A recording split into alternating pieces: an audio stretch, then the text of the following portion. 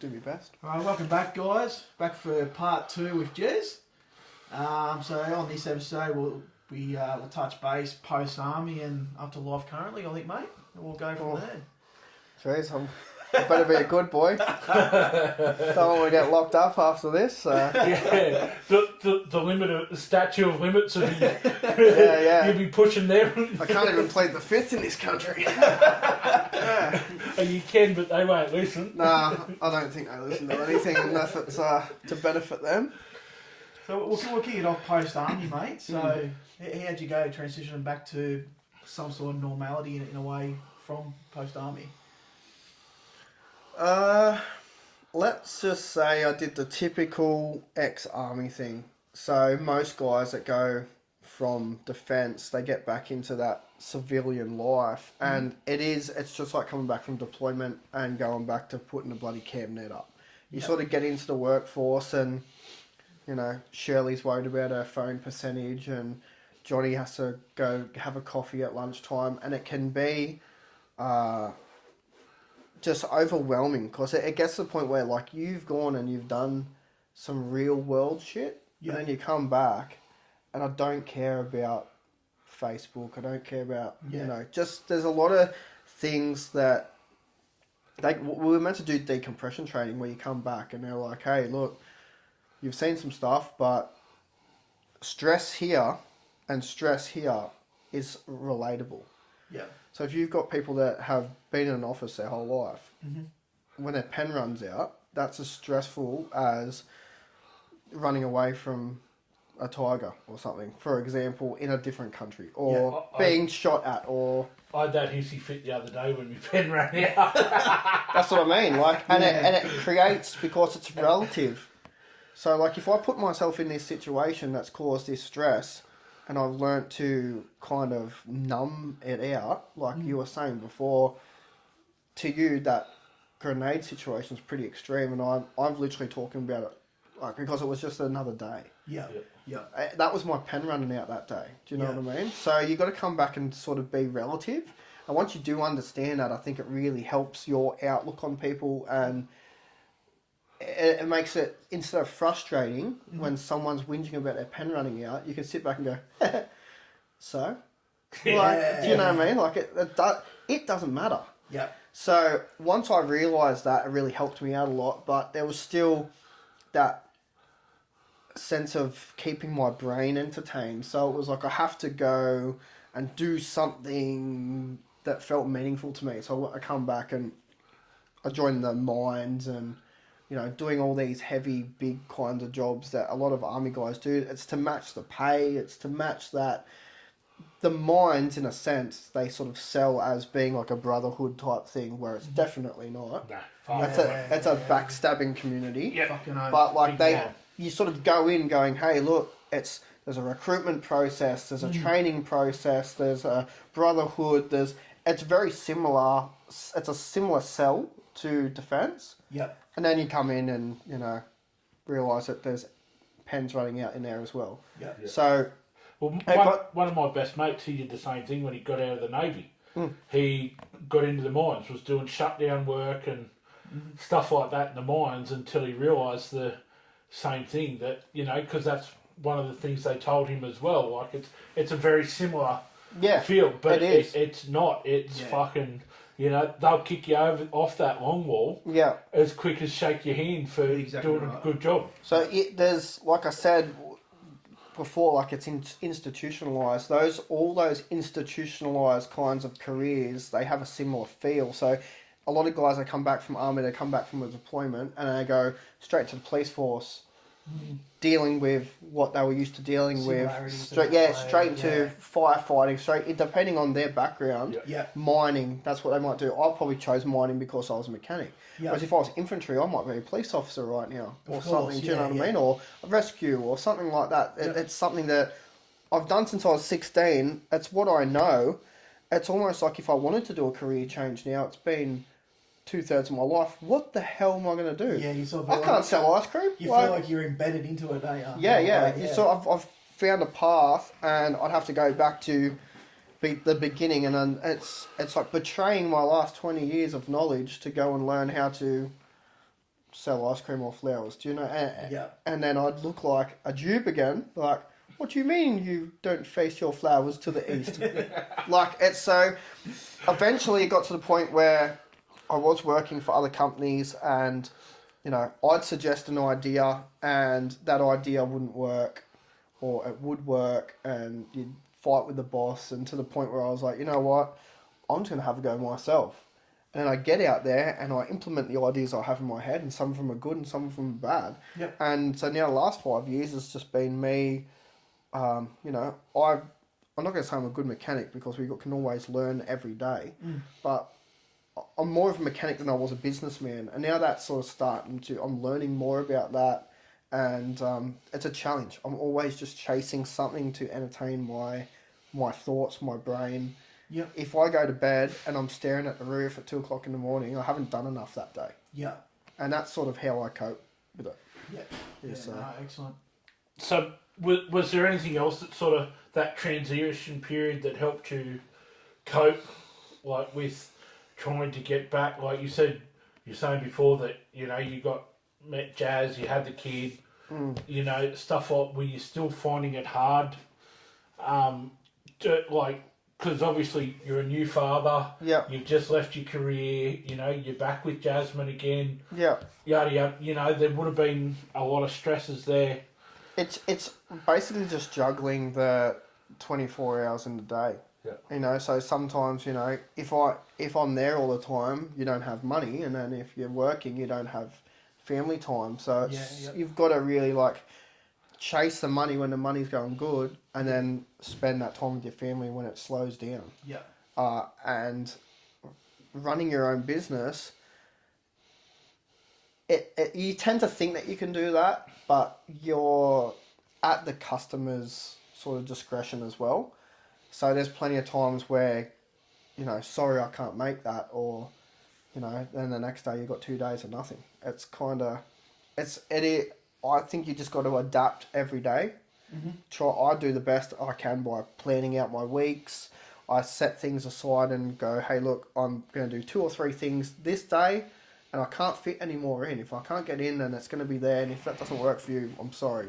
Because it has to work for me, or you don't have a mechanic, or you don't have a father. Right. You know what I mean? Yeah. So, Did you have the sort of type of relationship still with your mum, dad, your sister and that, when you got out, where you could sort of lean on them a little bit still for advice, and like when things were starting to get a little bit hard? And yeah, I really tend to defend for myself. I was brought up that way, or I grew up that way, whether that's me being stubborn, or the fact that I thought I didn't have somewhere to lean back on, or I didn't have that support. Either way, I've always sort of just done my own thing and worked it out myself. Like, I get a lot of people always reach out, oh, if you need a hand with something, blah, blah, and I just don't burden them. I just do it myself. If I need a hand with something, I'm really fucking in a pickle. You know, I've done everything myself, always. It's probably not good for me, but, you know, it makes me understand that I can depend on myself, and yeah, I don't know. That's a hard question to answer, to be honest. I never... hard-hitting journalism here, folks. No, look, Tracy who? I didn't really realise how much I lent on my father, I don't think, until he wasn't around anymore. So he passed away 2 years ago. Yep. And it wasn't really... It's funny, I think there's a bit of spite in me too, because he did spend a bit of time in jail, and then he used the excuse a lot as, oh, I've got a criminal record, I can't get a job, or whatever it was. I don't know. I think he had a lot of social anxiety, and he didn't want to get out there. He didn't want to leave the house, and he fell back on jail or having a criminal record as the reason why he couldn't do that. Yeah, okay. I don't have that experience, so I can't really talk on it. Probably don't have that experience because of him putting me into the army when I was younger, you know? Yeah. But, yeah, I used to ring him to tell him what was going on with my business and he just maybe to get his advice, and a lot of the time he didn't even know what I was talking about. Yeah. And that made me feel good by going like, I really think we look up to our fathers, obviously, as sons, but it gets to a point where we need to step above them and Yeah, and take the lead. Yep. It gets to a point where they teach you what they can teach you. You and the moment you realise that, and there's no more lessons, Yep. you take the lead. 100%. And I Can't want agree my more son with to take. I want my son to be better than me. Yep. I am better than my father was, and I have him to thank for that. Of course, his downfalls in being a father were my lessons and what I now put towards my children. So it's by failing in one section, has taught me that you can't fail there. You need to, rely on it. You need to work on that. So, that's the best I can give you really for that. No, 100%, mate. That's deep with mum and dad. You know what I mean? And it isn't since he's gone that I've gone to see a psychologist, and I've dug back into my childhood to see why I am the way I am, why I act the way I am, why certain things annoy me, why I do certain things. Yeah. And it's opened my eyes a lot to, maybe my parents had defects in parenting. Maybe they shouldn't have been parents at all. Yeah. But there's also, on the other hand, there's no written book to say what's right and wrong as a parent. Every child's different as long as every parent's different. Exactly right, man. We all learn our own ways. I have a lot of problems with my son because he, the way his mind works is so different to me. He's so literal. Yep.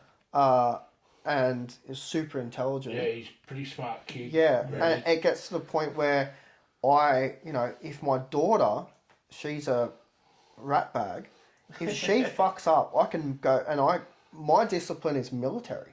Yeah. Because that's what taught me to get where I need to be. So she fucks something up, and I tell her, and she does it again, she's outside sweeping the sunshine off the driveway. Yeah. Or mopping the rain up. Do you know what I mean? Well, I can't do that with him because it's meltdown and just absolute, you can't do it. And then because he doesn't listen to my discipline, I have to maybe step it up a notch. And that's when my wife comes in and goes, she'll come and say one word to him, and he's changed his tune and does what he needs to do. Yeah. She's like, you're not approaching him the right way. Yeah, okay. And, that's probably my biggest challenge right now is being a father. and just teaching them and getting them to be the best version of themselves. Yeah, 100%, man. Right, well, I want to dig a little bit deeper here on the father thing. And you can tell me to fuck off if you want, doesn't matter. But, you clearly didn't have a real close relationship with him when you were growing up. And, you see some father and sons, they're in I consider my dad my best mate. Why do you think it affected you so much when your dad did pass away? I would argue more that I was closer when I was younger. Yep. Because I was dependent on him. So, he liked AFL, so I played AFL. Yep. He put me in the army because he knew I was going to jail. Yep. So I was dependent on him younger, and then once I actually found my feet is more when I went, I don't need you anymore. Yeah. And he brought me up to speak the truth because it's easier in the end, and to stand up for what I believe in. If I don't like something, I'll tell someone that I don't like it or that it needs to change, and the truth behind it. And I've always been like that. Yeah. If I don't like someone, they definitely know about it. Yeah. 100%. So, and I'm not shy about that.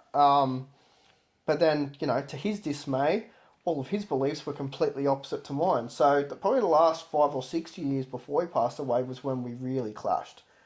He wanted to believe what he wanted to believe, and I would argue that you don't have any real world experiences to back up what you're saying, and I do. Yeah, yep. And that's where I'd taken over. I'd gone further than what he had, and I at some points was teaching him things. Yep. Even all the way down to business, teaching him, this is how I pay tax. This is why I do this. This is why I buy a new car every year, or whatever it is. And he didn't understand that. Yep. And then when he passed away, I kind of had a reality check where, yeah, I might have surpassed him in certain aspects of life, but I still wanted to bring him up along the way. I still wanted I wanted his point of view, even if he didn't know what he was talking about, because he might go, he's given me an outside point of view so I could see how he's thinking and then maybe reflect on what I was doing. And it's just like we were talking about before, off camera, having a backup. Like, it's easy to go forward when you've got something to fall back on. Safety net. And I've always made sure I never had something to fall back on, because then I have to get it done. Yep. Now, when deep down, being as tough as I can be, making sure I don't have a safety net, I did always have my parents. If anything really hit the fan, I always could go back home.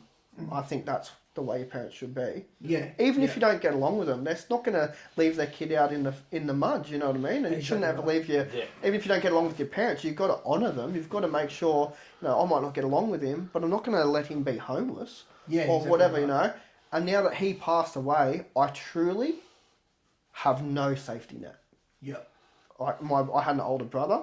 Mm-hmm. He passed away from a heart attack in his 40s, drug-related type stuff. Well, I'm assuming, I never really got the report, but Yep. knowing what his lifestyle was like, I can assume that that's what it was. How much older was he than you? 12 years older, so he would have been, probably a bit more than that. Yeah. I'd have to really think about it. So Dad basically had a girlfriend when he went into jail for the first time when they were kids, and he come out in Geelong or something and sort of stayed in that system. Yep. Back then, they'd kick you out and give you what you were wearing, and if he's been taken down to Geelong or whatever, where do you go? Yeah. I'm in a new world. Yeah. Didn't even know he had a kid. Yep. I heard on the grapevine, but there's no Facebook, you can't check it up these Exactly days. right. Yeah. So, technology's really brought a lot of people together. I think too much in some senses, but so I only realised I had a brother when I was about 10 years old.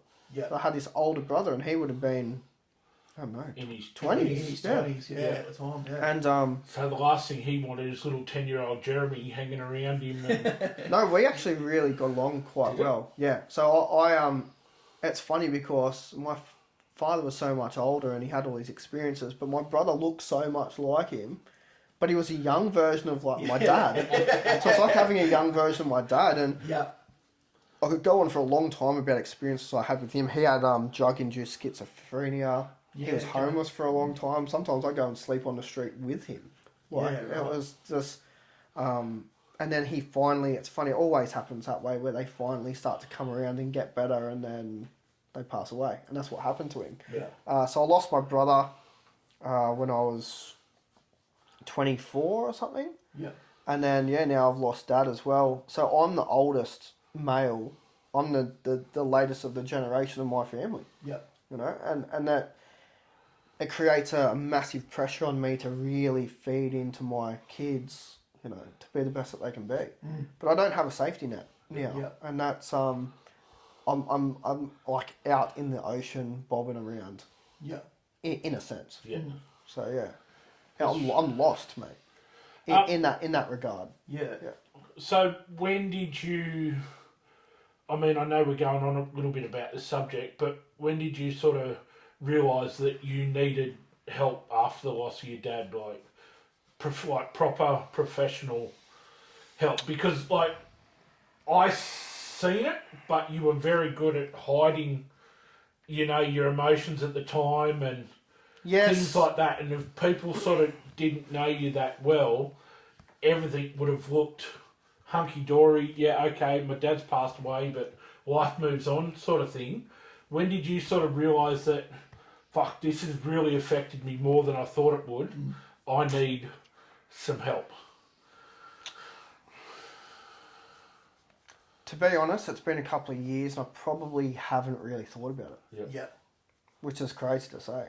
Like, I needed that help for myself because I think Mum has changed a lot. Mm-hmm. But therefore, I don't know if she's changed a lot or if, like, she was really dependent to Dad. They had, like, from now that I've done a lot of study on it with my psych, they had, like, a trauma bond. Yeah. You know, okay. like, Dad was, he had a rough upbringing and needed someone to look after, and Mum needed someone to look after her, and that was their bond. Now, he's not there anymore, and so Mum doesn't have anyone to look after her, and she has just fallen apart. Yep. And it was when I was like, you know, so to the point where she didn't go to his funeral. 47 years or something together, didn't go to his funeral. We spread the ashes, she didn't make it.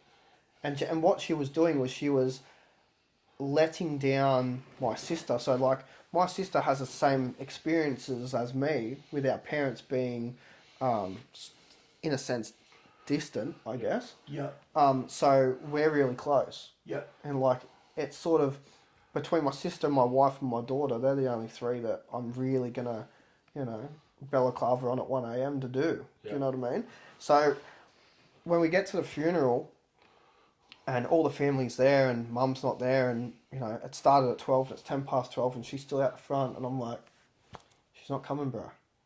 Yeah. And then we did it and we did what we had to do. And then the spreading of the ashes, I remember it's, 12 o'clock. It's now 12:30. We're at Swansea out to spread the ashes and we're all out there waiting. And my sister's in the middle of the car park looking up the road waiting for something that wasn't coming. Yeah. And so I was like, why are you like this? And it was just, show up for your kids. Like, I've got kids now. And it's when I had kids that I really realised that, where my parents fell over. Yeah. And it's sort of, you hear it in kids that have been abandoned by parents or something where they're like, why was I not good enough? And so it's like, why are we not good enough? Why do we feel this way? And that's when I was like, it's affecting me because I think Dad did way more than we took granted for. Yeah. And now that he's not there, our whole family dynamic's fallen apart on my close family side. But it's brought my wife and kids closer to me. Because I'm at the point now where I'm like, we're going to do this. If someone else doesn't like that, I will be more than happy to give them instructions on where to take their thoughts. So, yeah. I don't... Maybe it has hit me. And like I said, I turned my emotions off. And the same as when... I remember where I was when I got told my brother died. I was doing a cashy for someone. I've always done cashies for 10, 20 years. I sort of was building a customer base before I started the business. I was dealing with picking up some oils. I get a phone call. My sister, hey, Andrew's just died. And I was like, who? Our brother. Oh, how? Heart attack, blah, blah, blah. Okay, where are you? I'm at home with Dad. Okay. Alright, I'll talk to you soon. Boom. And I just turn it off, man. Yeah. And then I went and did the job. I went home at a normal time and said, what's going on? What's happened? Give me the details. And then never shed a tear. Yep. And the same with Dad. I got phone call. To be honest, my wife probably was closer to Dad in a lot of ways. Of course, I was always away, and she'd come over and spend time with Dad, and they had these crazy conversations and stuff. Because she grew up without a father, so she he was like a dad to her as well. So, I found out that he'd passed away when she went to work in the morning, and I got the phone call, and I was like, okay, I think she was leaving, and I was like, I'm not going to ruin her day. I'll just let it go. So she went to work. I did what I was doing, blah, blah, and she come home at 6 o'clock at night, and I was like, Dad's died. Oh, when? 9 o'clock this morning. Yeah.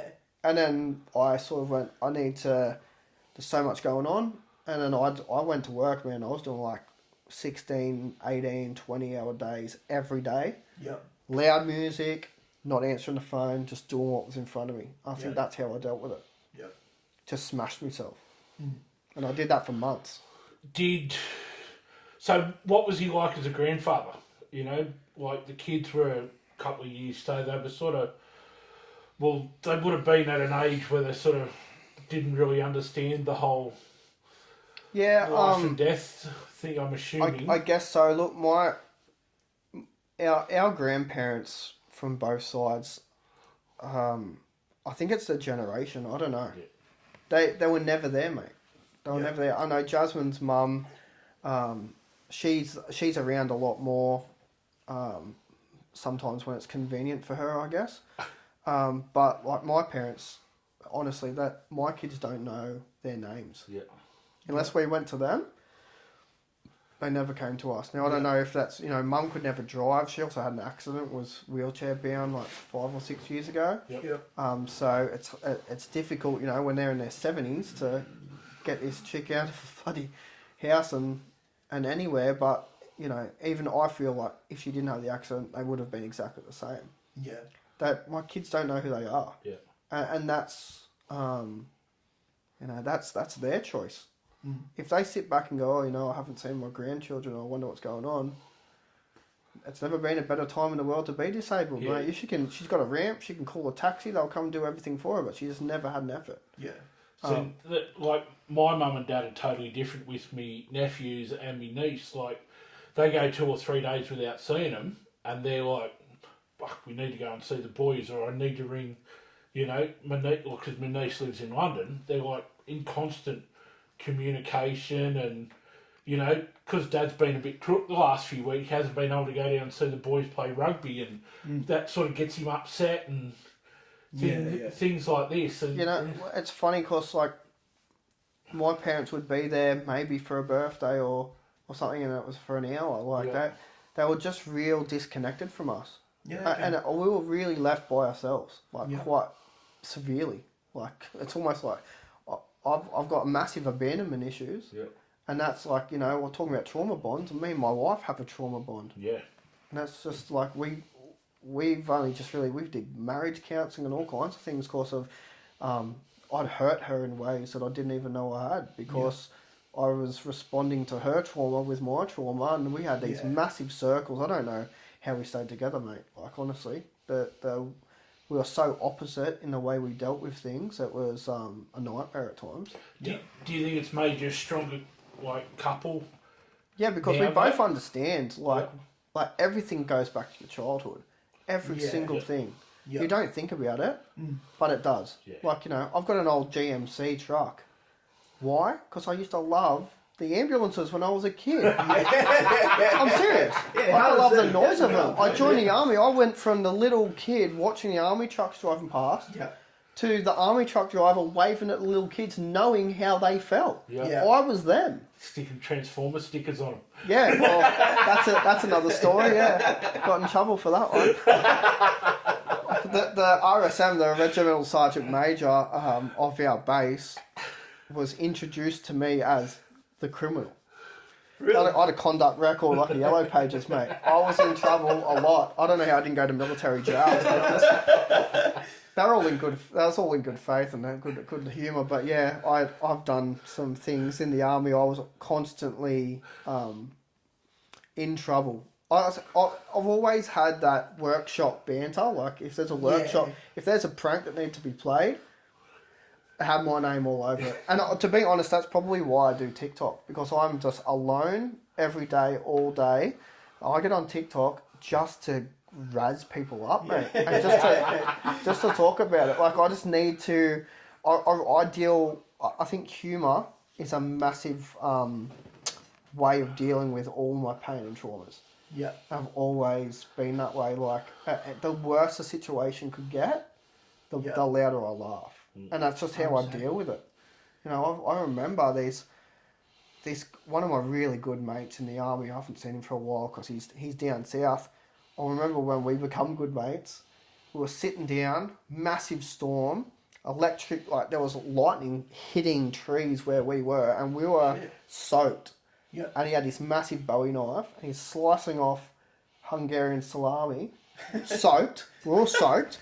Slicing off his salami, put it on cheese and crackers, which was falling apart, and gave it to me. And I took it, and we're eating, and everyone's running around there shouting, "Get that! There's lightning hitting! There's bloody cam nets flying up! People tripping over, slipping He over." was just chilling out some smoke. Eh? He literally, we're getting hammered with rain.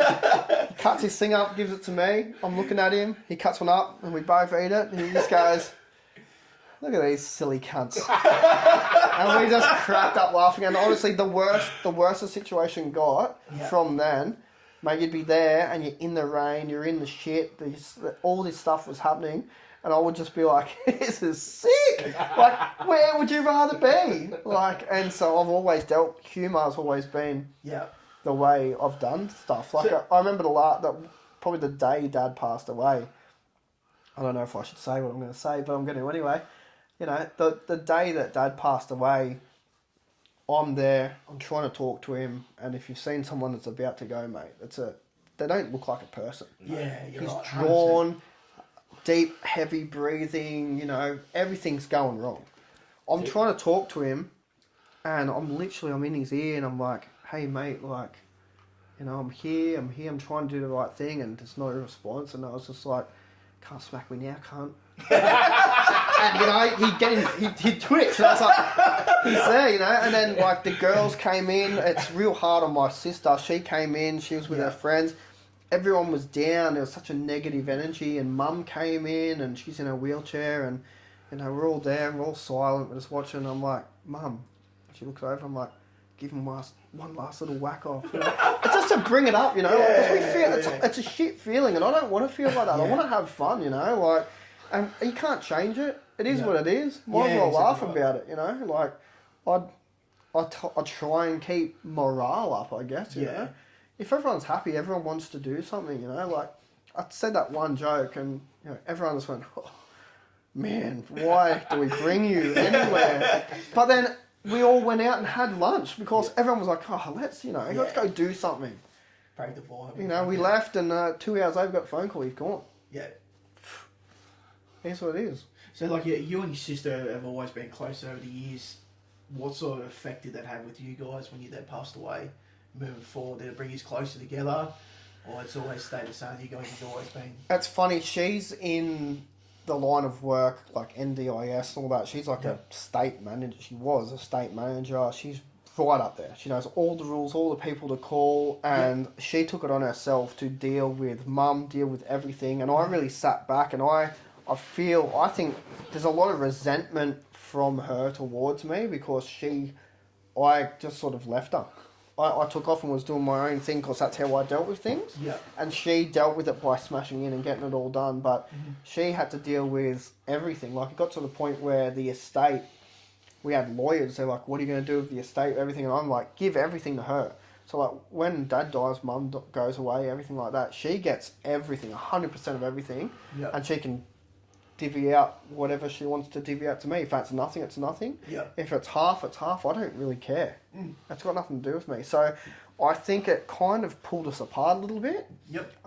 And I've spoke to her about it. I've apologised for, being the way I was, and I understand you got resentment for me. She's like, "I do," and we chatted out. We have a chat, and she's actually now she's 2 months pregnant. Oh, really? And it's brought a whole new dynamic where she's like, we're happy, she's got kids and stuff, and then she's like, "I wish Dad could say this." Yeah. So it's rough. But she's got us. And my wife, man, she is so... she's selfless, man. She's constantly looking out for everyone. She talks to my sister. I talk to her once a week, twice a week. She talks to her every day. Yeah. Like, and obviously they're both been pregnant. So they've got stuff to talk about. They've got things to talk about. Yeah. So like my sister was my best friend for 2/3 of my life. Yeah. And now my wife is. Yeah. But she's a close second, mate. I've got some really powerful girls in my life. Yeah. So it's good. Who makes the best sausage rolls? Because Jaz's are pretty good. Like I said, mate, she's selfless. She I can't bring him lunch because I forgot to pack him lunch. So she'd come up, she used to cook a full smorgasbord for all of us at the workshop, mate. Feed the whole workshop for 2 days. Yeah. Fucking hell. And she can cook, bro. Yeah. So, yeah, she's man, Her sausage rolls have got to be the best I've ever tasted. Yeah, honestly, right. I don't have words for what she means to me. Like, I can't find them. She's Yeah. the fucking best person I've ever met. So how long have you been together now and married for? We've been married for only 3 years. Yeah, But we met when she was 13, I was 15. Yep. And we hit it off straight away. Yep. And then, you know, I turned 18 and turned into an 18-year-old little boy and went and did what I did and broke her heart, and then realised that wasn't the way to go, and we got back together. And then, you know, she turned 18 and wanted to go and do what she wanted to do, and I probably fought back on that and broke her heart again. And I think, yeah, we just kept falling away from each other, and I just had that, you know, there's this hole that you have inside you when you're lonely.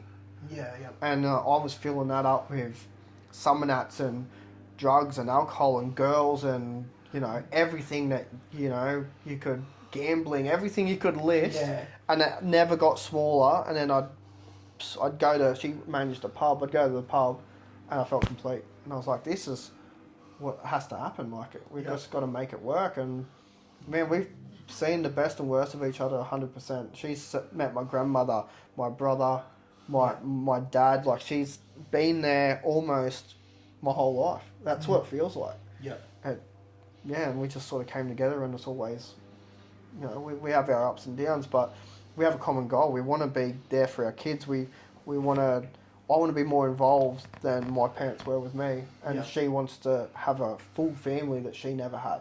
Yeah. You know, and we work together, and, you know, sometimes I'm flying and she's not, and then other times I'm not and she's flying, but we never leave each other behind, you know. Exactly right. We just work together, and you know, after marriage counselling and realising all the things that we had against each other and getting rid of those, it's like you fall in love again. Yep. Like, if we could get married again now, the vows would be completely different. The people that were coming would be completely different. It would be a completely different wedding, because we had, like, a dynamic back then, and now we've grown together. Yep.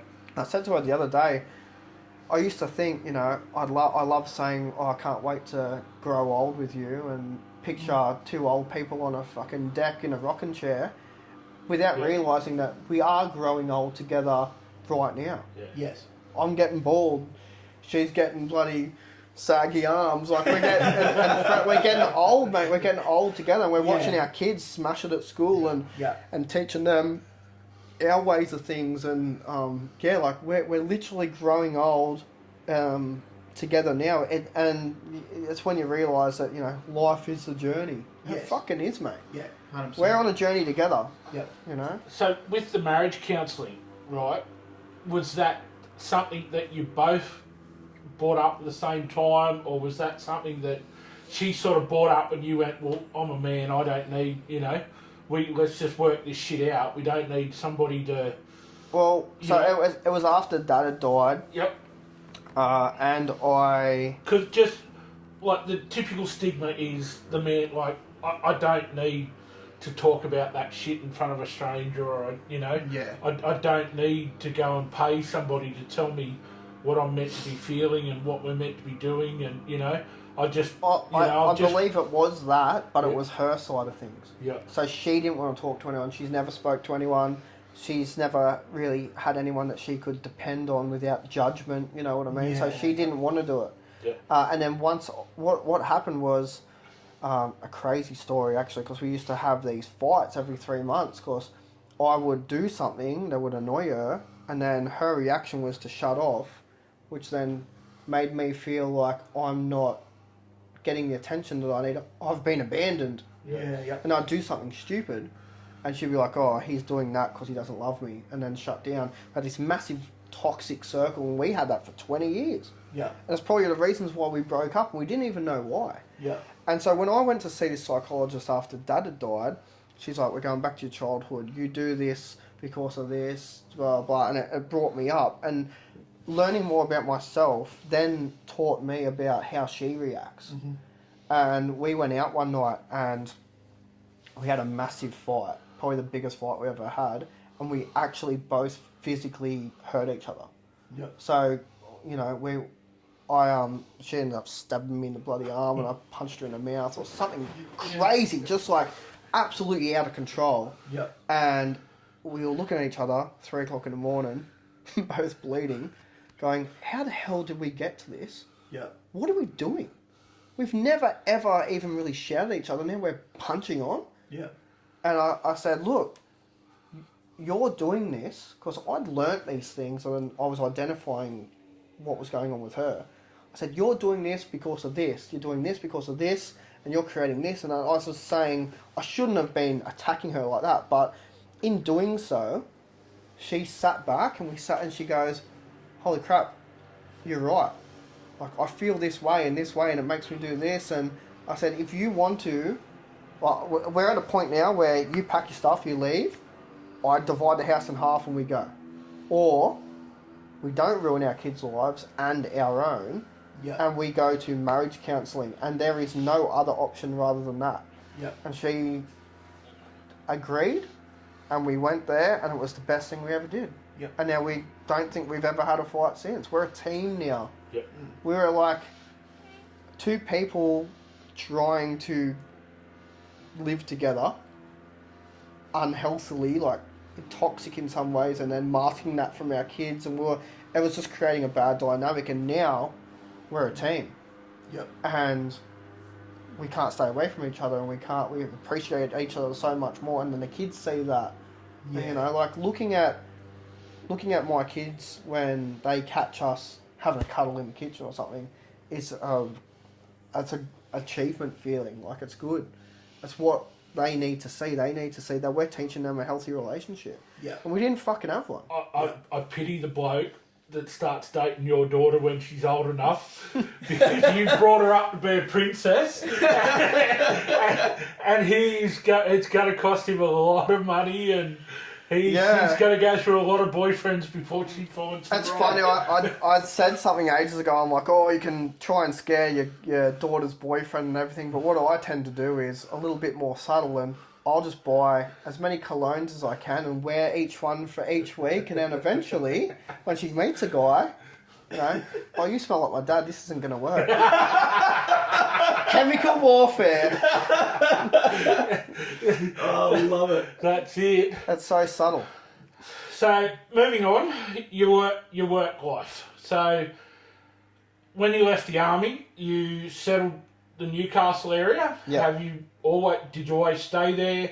Did you move around a bit after the army, or? No, look, I'd done my travelling. Yep. I've everything that I'd seen, like even the first time going overseas and stuff like that, was all defence. Yep. So, I'd done what I wanted to do, and it created a different dynamic for me. Like, I'm sort of scared to go on an overseas holiday now, because I'm like, how are people gonna look at me? Like, it was almost like we were feared when we went over there, or we were avoided. Yeah. You know, so there was that. And work life now, I don't know, I just take every day as it comes as a lesson. I'm sort of trying to chase multiple streams of income now. Like, that's why I started the TikTok stuff and the social media stuff years ago, knowing if I pushed it, that in a couple of years I'd have enough of I hate to say following, but I hate that word. I don't follow anyone. But like, enough of a reach for me to then go, hey, look, I am 36. I've done 12 years in the army. I've done 5 years in the mines. I've been a truck mechanic my whole life. My body don't want to take this anymore. Yeah. And like, you see these people go, oh, you're a young fella, you shouldn't be sore. Fuck, I've done twice as much shit as you have, mate. Like, I'm sore. Like, I'm sore. I need to move on. And the social media, like, it's never been a better time to make money. Yes, correct. You can sit at home and make the same money as you would have 10 years ago. Yeah. Like, working your ass off, and that's what I've got to push towards that. So, you know, I actually just started investing, which is a new thing to me. Don't know how it's going to go. Going to give it a go. Yeah, obviously, the business will be the main income. Main source, yeah. And also next few months, I'm going to bring in a new product. You know, actually start making my own products under my own brand name, and put them on a website. I'm making a website soon. I've been doing all these courses and stuff behind the scenes on how to do this. Just education, man, just self-educating. Yep. And so, who knows, in 12 months' time, I want to have 5 streams of income, which will be investing, the main business, my own products, maybe even, hiring my trailer out, or Yeah, of course. or and then if the YouTube and the TikTok stuff goes ahead, I've got a motorhome I'm building, could affiliate market through that. So, even if I'm on holidays, I'm working. Yeah. And if the business goes through a downfall, which it will, say March, April is always really quiet. Yep. But my products might come up, or my Exactly social right. media might come up, or You're that it's option winter. support People there. don't want to wash their cars anymore, so my products will go down, Yep. and my business will come up. So I'll always constantly have something where I have a safety net. Yes. I created my own Fucking safety net. 100%, Do you know what I mean? Yeah. So that's the only way to sort of get forward. Yep. So you're a mechanic, heavy vehicle mechanic. That's sort of been your main responsibility through army, outside of Yeah. life, stuff like that. Hobbies. Yeah. Yeah. Do you regret ever getting that trade? Like, because you were Yeah, I saying... should have been an electrician. Yep. No. Or a tiler. Says Well, no one ever. well, you've got those tendencies. Yeah. Going for the Lamborghini at lunchtime. Yeah. I'm surprised you're not drinking a skinny soy decaf latte.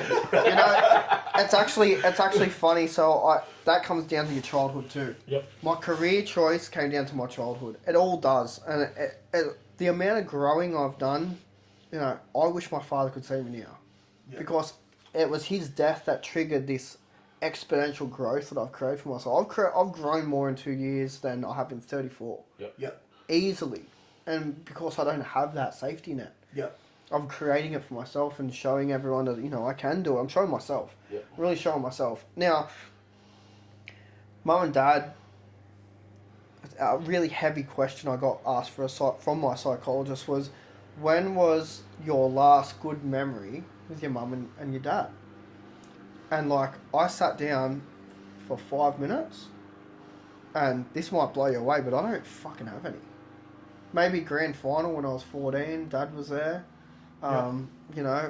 Really not much with Mum unless I was the one that took her out and made an effort. I don't know what a good memory with my parents was meant to be. And that's probably pretty fucking hard to understand. Really. But if they're not there, they're not there, But there's things that I do remember, which was my mum's brother, my uncle. He had his own business when we lived in Melbourne when I was young. And I remember spending probably more time with him than I do with my parents. Yep. So my understanding was they were dropping me off at his mechanic shop as like a daycare centre while they did whatever the fuck they did. So I spent from before preschool looking at sprint cars and sitting on my uncle's lap and driving Tiranas into the workshop and riding around on their workshop Doberman, and I remember all these things clearly. Now, I've stopped talking to my mum in the last 12 months just because, she hasn't been, I almost feel betrayed. Mm-hmm. I know it might be her mental health, I don't know. I can't talk to her about it. I can't get anything out of her. Whether she even understands why she's doing what she's doing, you know what I mean? Yeah. So it's got to the point where I can't relate to her, I can't talk to her, and that's affected her to the point where she spoke to her brothers, and now I've got all this backlash from my Melbourne family, like, why aren't you looking after your mum? Why aren't you doing this? I've copped so much. I'm the bad guy. Yeah. My aunties have blocked me. Really? Yeah, it's been that bad, and I haven't even really talked to them. Yep. But when I do, I think it'll blow them away for me to say that I'm the man that I am today because of you, not because of my parents. Yep. And they wouldn't even know that. Yep. He was out there building his business. Everything I ever did, everything I ever liked doing, was from the first 5 years of my life. Yep. And I didn't even know till now. Yep. It blows you away. Career choice starts as a child, mate. Yeah. It all starts as a child. It really does. Well, and that's the thing. Like, my great grandfather on Dad's side drove trucks and was in transport the army and stuff like that. My granddad, he drove trucks, had his own trucking businesses, was in transport. Dad drove trucks and things like that. Industry. And I was just like, well, I've seen what the driving trucks does to them, like particularly to Dad. Then that's why I went down the mechanic path, because I'm, like you guys know, I'm a truck tragic. Yeah. You know, I've got a disease when it comes to trucks and shit like that. And I still wanted to stay in that industry, but I didn't want to drive them. Yeah. So that's why I went down the path of I'm going to fix them. Yeah. Yeah. 100%. You know, I still get to be with the trucks and things like this, and it just goes back to like what you were saying. You know, 4 or 5 years old, you'd be helping Dad greasing a truck and things like that. You so know, now, if I go back to my childhood, like Dad was out doing Dad stuff, being a gangster, whatever. Yeah. I don't know what he did. I've never really saw him. He was always out, and Mum, you know, I think there's a lot of drugs involved then, and she don't even think she knew where she was half the time, you know. Yeah. And when you go back to childhood, some of the stories that I have from being a child is like, you know, I tell them like the grenade story, and the psychologist is like, "Are you listening to yourself right now? Do you think a child should be doing what you did?" And I'm like, "Oh, how many children do you know that have done that? None. When you see a child doing that, what you've done, what do you think? Oh, well, I think that they've got bad parents and they need looking after." There you go. Wow. And like I just growing up doing, like, I didn't know what was bad. I was never sexually abused. I was never physically abused. I didn't cop those. I just wasn't. Yeah, I copped a couple of floggings. Yeah. I didn't get one I didn't deserve though. Yeah. Still to this day. That's exactly right. But so like I was just kind of abandoned. You know, like I remember it clearly. Primary school, I was sitting down, the school bell and goes at 3 o'clock, and it's the middle of July, and I'm sitting out on the big fig tree roots out the front of the school. You know, it start raining and it get dark. 6 o'clock would roll by. My dad would come past. "Oh, sorry mate, we are..." Basically, whatever the fuck they said, I don't know, forgot about me, forgot I had a kid. Yeah. And that happened way more than once. You know, like, and now I will break every traffic code that there is to make sure my kids are never, ever sitting out the front being abandoned, waiting, am I going to get picked up? Yeah. Like, and so I don't know what Dad did. I don't know what Mum did, but I know my uncle was a mechanic. He fixed cars, made loud fucking noises, had race cars, basically does all the shit that I do now. And that's what I remember. And, you know, probably why I was going down that criminal route with Dad, you know, that's when I come up here, I didn't have my uncle anymore, so I fell back onto default, you know, this is how you crack a safe, this is how you break into a shed. Okay. Yeah. Why do I need to know that? You know? And then once I got thrown into the army and they're like, your aptitude test says you should be mechanical, I went back to being a child, I guess. Yeah. Yeah. I mean, we're all big children, mate. We're all just exactly kids. right. We just want to have fun. We're all kids. I said that to my daughter the other day. Like, we come back from a party, and it was 10 o'clock at night. You know, Saturday night. My little cousin, the 18th, and the kids were asleep in the car on the way back, and wake them up and put them in their room. And me and Jasmine are running around the kitchen. I think I was like, had her on the ground and I'm tickling her and she's laughing and kicking at me, and my daughter comes in with one eye open and she goes, "You guys are just a bunch of kids." And I was like, "Yeah, we are." Like, you know, Jasmine makes me feel like a teenager, and that's another big thing that keeps us together. You know, we can be our teenage young selves, and when we're 80 we'll be teenagers when it's just us. Exactly. And I said to my daughter, I said, Yeah. I said to my daughter, I said, you know, we are just kids as well. We feel like you do. We feel exactly the way you do, except we've just been here a lot longer. Yeah. And then Jasmine's like, we can't believe we have kids. Yeah. Because we just see each other. I remember her when she was 14. Yep. Clearly. I remember her in her school uniform. I remember her, you know, jetty jumping with us with the boys, and, you know, just being a little turd like we were, just nutcase little teenagers. I remember it clearly like it was yesterday. Yeah. And then I have to go home and she's like, okay, sit up for dinner. We all have to sit there and eat it. It's crazy. Yeah. And time flies, bro. 100%, man. Time Especially flies. with kids, man. Like, fuck, before you know it, they're fucking... And my oldest boy's 13. Bro, my, It just goes so fucking quick. yeah, you know, and I bet you remember when he was 8. Yeah, exactly. My daughter just turned 8. Yeah. And I remember when she was sitting on my lap, holding a book, looking at the pictures, dribbling on herself. Like, you know what I mean? And now she tells me to go and get fucked. You know, I've got the same problem with mine too, mate. Yeah, so... But, like... I still sit there and read a book and dribble on myself, mate. We're just kids, mate. That's it. Like, obviously, currently in life, you're in a great position. You're doing well on the family front and the work front. What's some goals? Where do you see yourself in 10 years' time? Are you thinking that far ahead in life? Like, you obviously got some short-term goals that you touch base on. But are you thinking that far in life, or are you just taking I it as have it is? always thought that far in life. Yep. So that was one thing that I made a 10-year goal. So when I was a teenager, you know, you get to that point where you're like, say, 12 to 15, you can't do anything. You can't drink. You can't really get a job. You can't get a car. You can't do anything. What we can do, Yeah, you're like, these are my rat bag years, you know, and I took full advantage.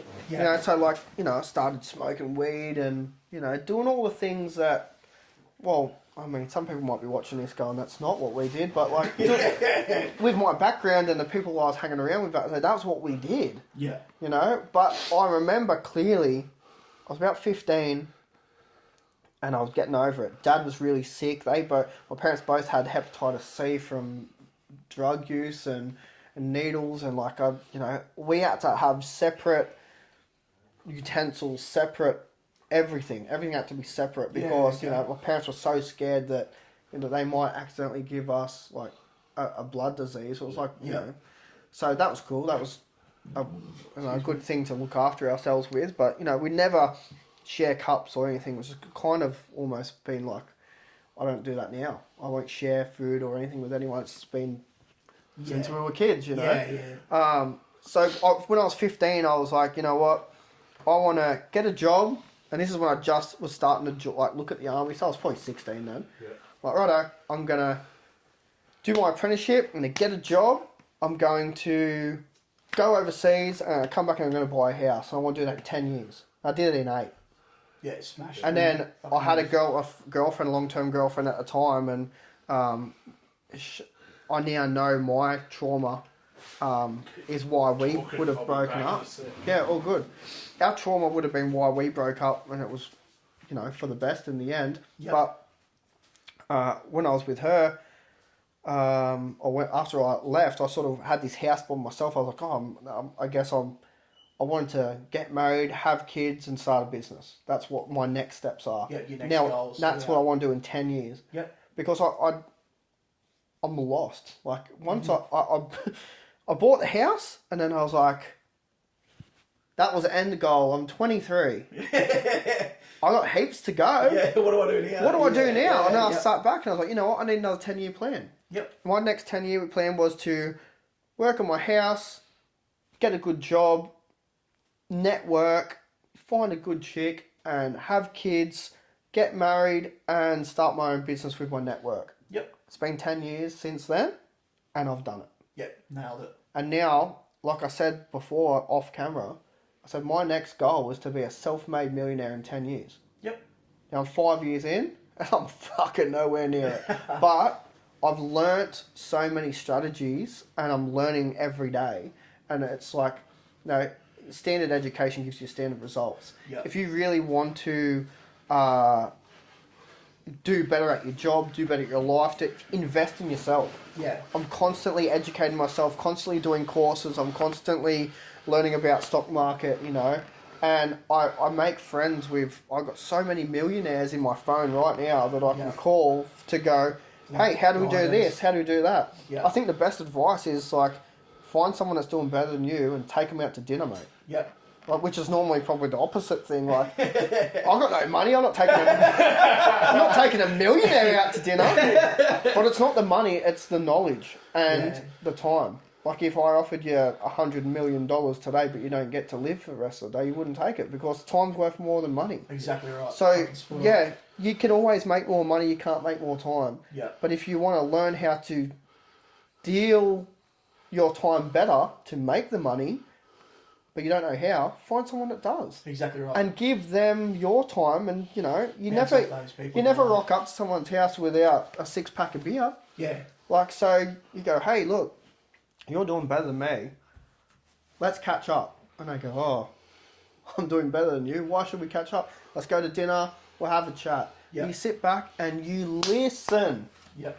And that's what I'm doing now. It's just self-educating constantly. And if I don't get to that million in the next 5 years, it'll be the first 10-year goal I haven't hit properly. Ever in my life. With the first goal I've never hit. Yeah. And that's cool. Because failure is the starting of a lesson again. Like, Exactly. It's only going to make you stronger and make you thrive more to want to achieve Yeah. what you want to achieve. It's the old saying, that's why your windscreen's bigger than your rear vision mirror, yeah. Yeah. you know? Well, and yeah, because you're looking forward. You don't need to look behind you. Yep. Don't forget where you've come from. But, and, you know, I try and keep my ego intact and, you know, be humble. Since when? Last week. so yeah. No, like I'm. Yeah, it's just. I don't know. I'm really trying to push towards it. That's what I want to do. I want to have $1 million sitting in my bank account. Yep. You know, I could probably say now, you know, I own a house and I own this, I own a business, and technically my net value would be $1 million and be a wanker. But I can't see it. It's in assets, and I don't care You about want to be that. able to go to the ATM, put your card in and see Yeah. balance. And Yeah. I want to see exactly seven figures. Seven figures. You know, and realistically, knowing what I know now about business and taxes, and that, I'm probably never going to see it. Yeah. But it's a good challenge. It's a good Exactly goal. right, 100%. It's a good goal. And It's not about being the millionaire. It's the stretch that you push yourself to achieve that goal, and that becomes your journey. Right. Yep. You know what I mean? Spot on. Well, it's no different to an athlete. Like, the end goal is an Olympic gold medal or a world championship or something like that. But it's all the other stages, you know. You've got to go to regionals, get you've there, got to go yeah, to state, you've got to go to national, you know. And it's similar to that. Like, you've got to develop, you know, you've got to expand your business, right? I've got that to a point. Oh, okay, where can I expand? Right, social media, you know, where else can I go? Oh, right, I'm going to bring out my own products. Yeah. And, Yeah, well, that's what I mean, and that's where I've got to use my time better. Like, I can't, going back to childhood again and not having anyone to rely on, I can't have employees. Yep. I could find a really good person that wants to do the job, and I just won't give them a job, because if something breaks or something fucks up, I take full responsibility for every single thing that happens in my life, Yep. every single thing, doesn't matter what it is, socially, whatever. Something happens and we have a fight, that's my fault. Yep. Now, I don't want anyone else to create more problems for me. Now, I've got to that point, like you said, I'm doing the business, and I've got statistics now. Like, I've been doing it for 5 years, and I have a look at the money that comes in, and I bring in about $250,000 a year. Yep. And it costs me about $180,000 to make that. So at the end of the $250,000, I've probably got 45 grand. I'd be better off delivering pizzas, like financially, right? But that's because I can't make more than $250,000 because there's 24 hours in a day, and there's only 8 hours a day that people want to pay you for. Yeah, so that's my exactly. maximum. Yeah. So if I want to make more than $250,000, and you can't have that employee or those two employees. Yeah. So, The overheads you that know, come into so it, I yeah. have to create another form of income. So if I've got 8 hours to do this work, but I've only got 6 hours worth of chargeable hours, I'm going to spend the next 2 hours making a product, making a website, making that stuff. And then once that gets out there, I'll be like, you know what, I only made 250 grand this year from my business, but I made $17,000 from my car wash. I made Yeah, 50 grand from my stocks. And these are things that passive income, it's not passive, it's just time management. yeah. Yeah. effectively. Yeah, 100%. You know, like I might make if I can put my trailer out there and get enough hires to where I can buy another trailer at the start of the year, reduce taxable income, move that trailer on and keep that profits for myself because I'm a sole trader. There's so many things you just learn, you know. Like I've even put Jasmine on as an employee, you know, because she does so much for me behind the scenes in the business for free. I'm now going to pay her. Yep. And that also reduces my taxable income. Yeah. 100%. But then I'm paying her, the money goes back into our family, yet my taxable income comes down, so we get to keep more of the money. Exactly fucking right. But our family keeps the same amount of money, so then, you know, we get a family tax benefit. That doesn't change. Yep. And these are things I've been learning. These are things I get on the computer at night. Like I was at my other little storage container at 11 o'clock last night. And I come home, I did some invoices, and then I watched a YouTube video on how to basically break up different things in the stock market and everything. I was up till 1 o'clock this morning looking at how come everything spiked at 2021. I went, you know, Carnival Cruises, Norwegian Cruises, Trump's business, Facebook, Meta, everything. I looked at them all, and I looked at all the analytics. I'm like, oh, why does everything jump up in 2021? Because everyone was vaccinated and all the businesses opened, so everything went up then. Yeah. And now it's dropped back down. Why is it dropped down? Why has everyone dropped down here? Oh, Russia-Ukraine war. Okay. Yeah. You know, and I was up till 2 o'clock this morning doing that. Self-educated. Get an understanding of everything. You know. Right. Sorry to bore everyone at home. But, you know, and this is where I'm trying to achieve that goal, and I'm on overdrive to get there. Yeah. So, these goals and stuff like that, how much stress are you putting yourself under? Like, how much pressure are you putting yourself under to reach? Because I know it's pretty important. Like, we know you're very goal orientated and you want to hit your goals, but how much stress and pressure are you actually putting yourself under to hit those goals? Mate, 5 years ago, I had a full head of hair. Honestly, that's physically, like, in the last 2 months, I had massive bowel issues, like constant, like I was nearly hospitalised a few times, due to stress. Yeah. Like it will kill you. My resting heart rate at night time is 110 sometimes. It's got too much on my mind. Like my body takes a massive toll constantly. But I try and make sure the goals that I'm setting, like I try not to see everything as work. Yeah. I try to see everything as an activity for the day. Yep. Like I said, well, we all get 24 hours. Some people wake up and they go to work and they're like, fuck, I get up, I've got to go to work, I come home, I'm going to have a beer, I'm going to watch TV. I wake up and I don't have a job. Yeah. Like, yeah, I'll have a business where I'm a mechanic, but I try not to label it like that. Yeah. What am I doing today? I wake up, I have to go to this place here and put a fuel pump in this ute, and that's written down for 7 o'clock, and then the next thing is 9 o'clock. What have I got to do? Yeah. I'll do that, and I'll just hit, so I break you said I'm goal orientated, every day has a set of goals.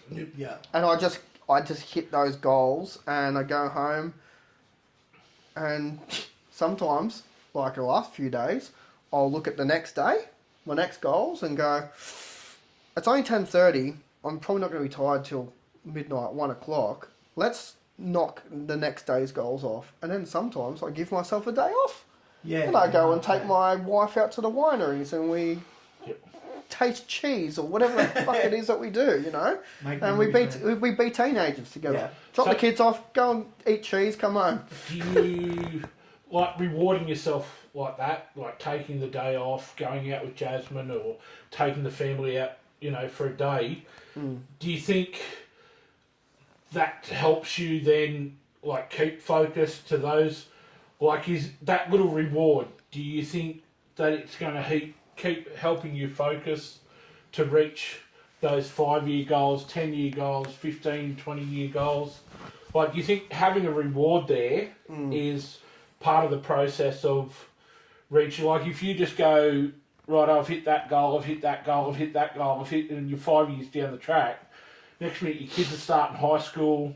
You know, things you haven't had a family holiday in 5 years and stuff like that. Yeah. So do you think putting those little rewards help relieve a bit of that stress and pressure, or? To be honest, I think those little rewards are more about me keeping my relationship and my connection with my wife. Yep. The finishing the goals is the reward. Yep. So like I get in and I'll say I need 3 hours to do this job. I'll do it in 2, and then I do the next job, and then I come home and the sun's still up. That's sick. Yeah. That's my reward. Yep. Like I give myself a reward after every goal that I pick, and I break all my ultimate goal. Obviously, is let's become a millionaire. Yeah. And I've got to take the little steps. Yep. And each one's a little reward as I get there, and even the failures are rewards for me. I wake up every day, and I just go, what am I going to do today? I don't have that let's go to work mentality or this sucks. And I just do it. And then something, I actually like failing because sometimes I'll be like, I need to do this and this and this. I've done that. We're going to the next thing. Oh, the parts haven't arrived, or this isn't here. Okay, let's take a step back. Who do we need to call? Who do we need to see? Your we need to call this. parts people. Yeah, I'll call my parts people. I'll call, and figure out what the problem is, how we're going to solve that. Yep. Then talk to the customer and be like, hey, we can do it later on today, or it's going to take a little bit longer, or we can reschedule it for next week, blah, blah. Yeah, let's do that. Okay, everything comes in. That goal's now complete. That's a failure, but it's a goal. And I reward myself by going, you know what? I'm fucking still going to get it done. I don't know. I don't give myself, I don't come home and give myself a beer at the end of the day as a reward for going and being a post office worker or something. I'm not sure, nothing against them. But do you know what I mean? Like I guess I don't reward myself. Waking up every morning and going and working out in the rain, sometimes, like I said, I enjoy the things that people find a shit, and sometimes I do get down. I get out of character. Yeah. I'll get out and I'm like, my tools are wet and I've dropped them, and I'm like, this is fucking mud and all this shit. And then I go, you know what? Remember that time you were with your brother and you were going to the beach and all that stuff, and then it rained and you were both whinging about how you can't go to the beach? Well, he's gone now. Yeah. He will never see the rain again. Yeah. He'll never feel the rain again. He'll never smell that smell of the rain. You can. Fucking love it, mate. And then I'll turn around, be completely soaked, covered in shit, and get the job done. Yeah, it's all in my mind. Yeah. And people come up and I'll get to the bottle at the end of the day and get out, and my truck's covered in mud because I got bogged and I've got shit all over me, and they're like, had a rough day, mate? I'm like, no, bro, not really. I go home and I have a shower, and now I'm at home for my family. Yeah. Everything that's just happened for the day, I've forgotten about. Yeah. Just get it done. Cool. Well, Mo, big thank you for your time. Yeah, much appreciate it. It's been awesome to get an insight into the life of Jeremy. Yeah, I didn't think I was that exciting, to be honest. I hope the viewers really appreciate it as well. And yeah, we both really appreciate you coming on and being the guinea pig. Yeah. For our special guests. Well, I hope I'm still running on a little wheel. Before we tie it up, mate, you maybe do a little bit of plug on your business and explain for the viewers exactly who you are and like the Prospect side of it. Yeah, so Prospect Engines, mobile mechanic only, pretty much just trying to stay like on site. I'm not taking anything into a workshop. I've cleared all that away. Yep. I'm looking at bringing a product out soon, so I'll see how that goes. It is something I'm determined to do. It'll be like a car wash type product, and also maybe my own oil as well. So these are things that have just been in the background running along, and I'll see how I go with that. So you might be lubing yourself up with my products soon. You never know. A bit of Duncan juice. Yeah, Daddy Duncan's naughty oils. You never know. I haven't got that far into it, but there's definitely I've got a couple of prototypes of stuff going on in the background. Excellent. I've always got different things going on. Yeah. So you'll see me on TikTok on Black Pegasus Empire. the dickhead in the GMC. I get out to most car events. I go to the Pie Run every month. Come say hi. What you see is what you get. I'm approachable. I know it's a bad looking head, but I am friendly.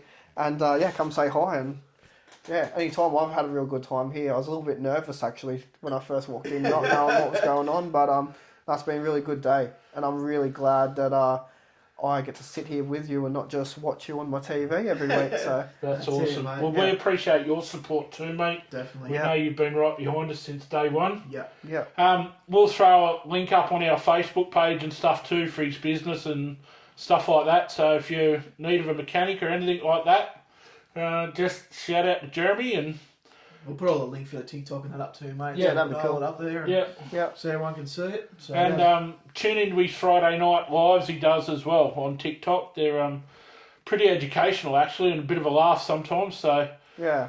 we'll put all your links up to that and things like that as Yeah, well. well, I mean, I do. I've got a YouTube thing starting. I'm putting excellent. my finger in every pie at the moment. Yeah. And I'm gonna chase whatever takes off, mate. That's it. If it all takes off, I don't know what I'm gonna do. You never know. So I'll make it work. That's it. So yeah, no, it's been awesome. Thanks heaps for having me. Righto, well, just remember, folks, even the toughest blokes need a yarn, and we've had a good one today. So we will catch you with our regular viewing next week, tomorrow night. Tomorrow night, Yeah, tomorrow night. Righto, people. Thank you. See you guys.